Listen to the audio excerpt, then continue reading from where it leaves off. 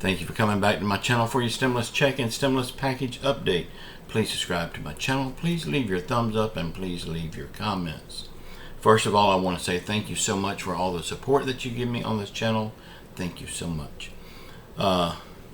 Bitcoin, WhatsApp, cryptocurrency of any kind. If you see it in my comments and it's got my picture and a variation of my name, please know that is not me as an imposter.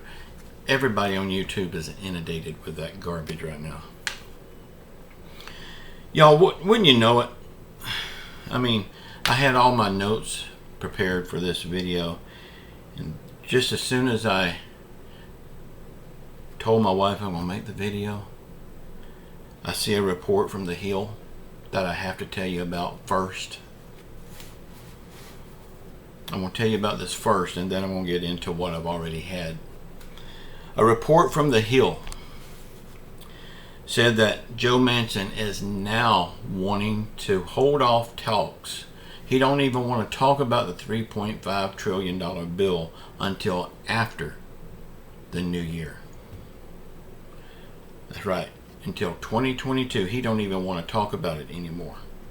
So he's going to hold off on Medicare reform, child care, paid leave, education, health care, affordable housing, and climate change. He's going to hold off on all this kind of stuff because he don't want to talk about it until after the first of the year. That's sorry. Oh, I wish this wasn't YouTube, y'all. I wish it wasn't YouTube. He needs to be out of office one way or the other now. We can't wait till 2024. Sorry to start it with bad news. It's news that you need to hear. Okay. Alright, y'all. I'm going to get into my notes as I had them written down. Y'all, it's Monday morning. A new week. And what will our lawmakers do this week? I mean, this don't even sound right starting out like this after reading that. Well, they need to get to work, and they need to get to work fast and get this bill done. I believe the Democrats are moving slow on purpose because they know that they are done. Their party is history, and they know this. So, in the midterms and in the 2024 election, they're going to lose big time, and they know it. So, really and truly, they just do not care. Y'all, I am not endorsing the Republican Party at all here. I'm just telling you what it is.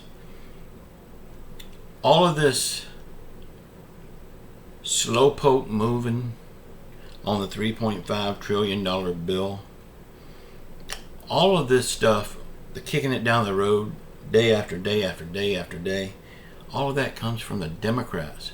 The Republicans has done their job. They're not in this bill at all. They have done their job. They can't do nothing else now. So it's all on the Democrats and Nasty Nancy.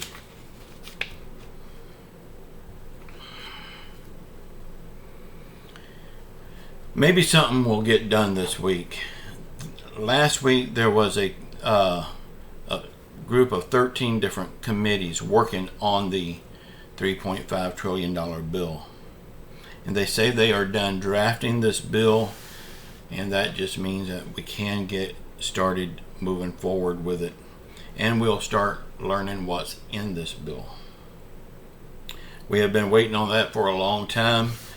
We really need to know what's in the bill right now before we can say, okay, this could still be added in. Or we still may get a stimulus check. We still may get the raise for Social Security. We will get the Medicare reform. Problem is now with Joe Manchin, when will we get it? In this draft earlier this past week, the Democrat lawmakers voted no on lowering prescription cost. These Democrats has got Big Pharma in their pocket. That's why they voted no. But remember these lawmakers, because they said no to your lower cost pharmaceutical needs. These lawmakers is Peters from California, Schrader from Oregon, and Rice from New York. That's 3 that has to go in the 2024 election or in the midterms, whenever they're coming up for re-election. Right now, Nancy Pelosi does not have the votes that she needs to get this bill passed. She needs all 50 votes, and we know Sinema and Manchin says that they will not vote for it, and it looks like they're sticking to their guns. I'm still holding out hope, though. Nancy says that they're going to keep moving forward. Biden says they're going to keep moving forward. I'm still holding out hope that they will keep moving forward and change Manchin and Sinema's mind in the end, and they will vote yes for it.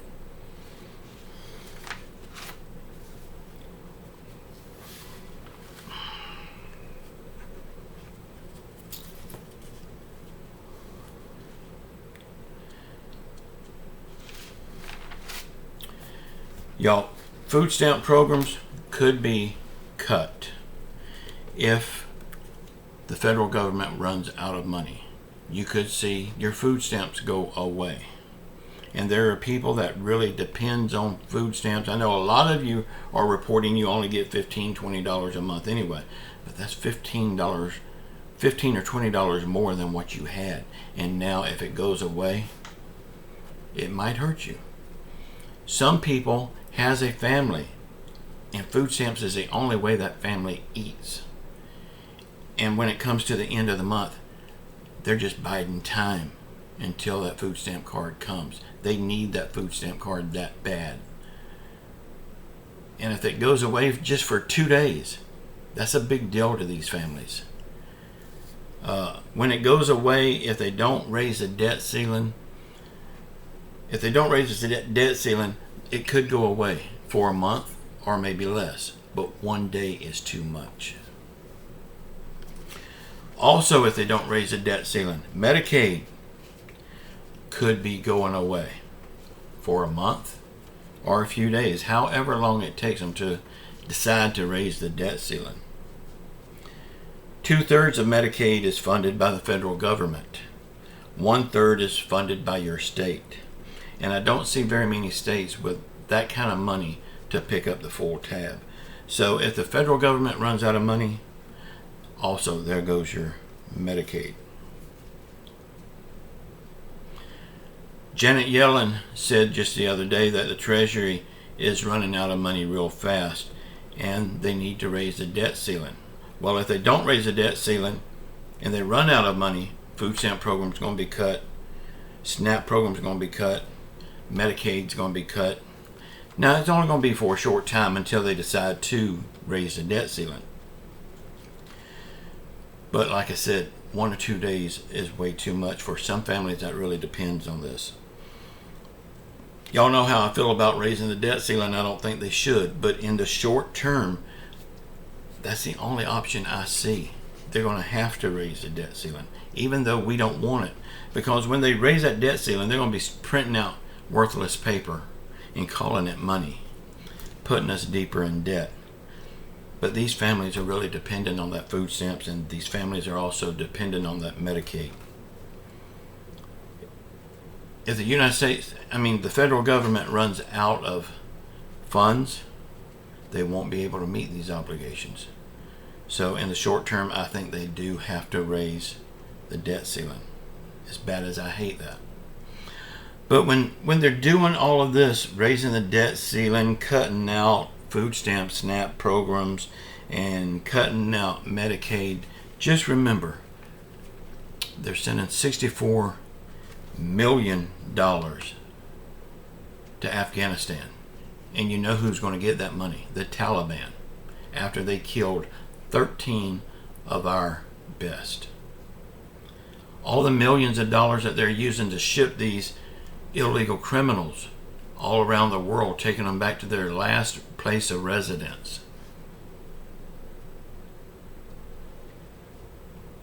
What is wrong with our country? This is not the country I grew up in.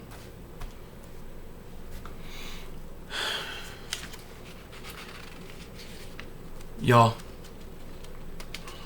I'm not saying that Trump was a good president. I'm not saying that he did everything right. He made some bad mistakes, and his mouth scared me to death. But he was a hell of a lot better than Joe Biden. We would be better off without either one of them. I'm not saying that. If we didn't have Joe Biden and if we didn't have Donald Trump, we would be better off. But who would we have? Who would we have? Kamala Harris?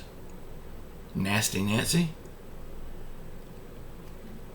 Joe Manchin? At least we know where Donald Trump stands. At least we know he loves America. Joe Biden's brain is so warped, he don't know what he loves. He don't know what side of the fence he's on.